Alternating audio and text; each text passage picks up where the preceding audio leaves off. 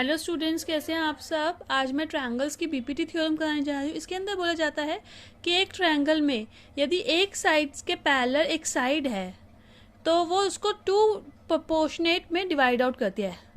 इसको हम लोग थेल्स थ्योरम भी कहते हैं। इसमें बोला गया, इसमें क्या गिवन होता है, D is parallel to B C. ये डी ई बी सी के पैरेलल है और हमें प्रूफ करना होता है ए डी अपॉन में D B is equals to A E upon में ई सी। इसकी स्टेटमेंट भी आ जाती है पेपर में, सिंपल सा क्वेश्चन भी आता है, state and proof BPT theorem.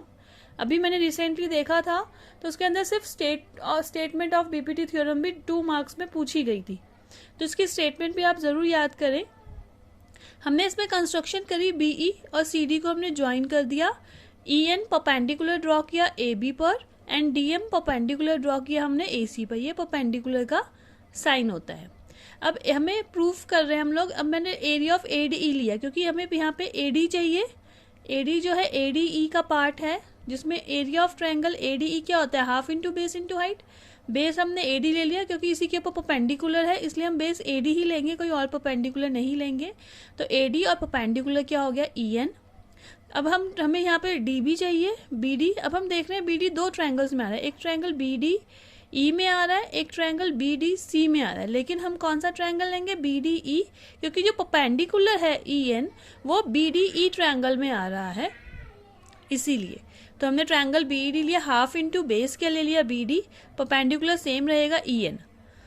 हमने इसको प्रोपोर्शनेट में कर लिया, रेशियोज में कर लिया, तो ई एन से ई एन कर गया, हाफ से हाफ कर गया, ए डी अपॉन में बी डी आ गया। सेम अब हमने ट्रायंगल ए डी ई लिया है with base A E and perpendicular D M. अब हमने बेस ले लिया ए ई और परपेंडिकुलर डी एम। सिमिलरली मुझे ई सी चाहिए तो मैं ट्रायंगल डी ई सी लूँगी क्योंकि इसी के बेसिस पर मेरा परपेंडिकुलर ड्रॉ रहा है। अगर मैं बी सी ई लेती हूँ तो कोई परपेंडिकुलर कहीं पर ड्रॉ नहीं हो रहा है, इसीलिए हम लोग ट्रायंगल डी ई सी लेंगे। अब डी ई सी के अंदर बेस क्या हो जाएगा, E C and perpendicular is D M. इसको भी मैंने रेशियोज में कन्वर्ट आउट कर लिया है, तो हाफ से हाफ कट गया, डी एम से डी एम कट गया, ए ई सी ई के अपॉन में आ गया। अब हमें पता है, हमने 9th के अंदर थ्योरम पढ़ी थी, triangles on the same base between the same parallel lines are equal in area.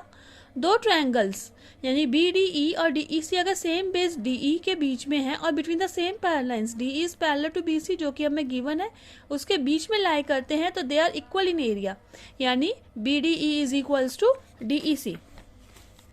ये हमने प्रूव आउट कर लिया, जैसा कि मैंने बताया, B D E is equals to D E C.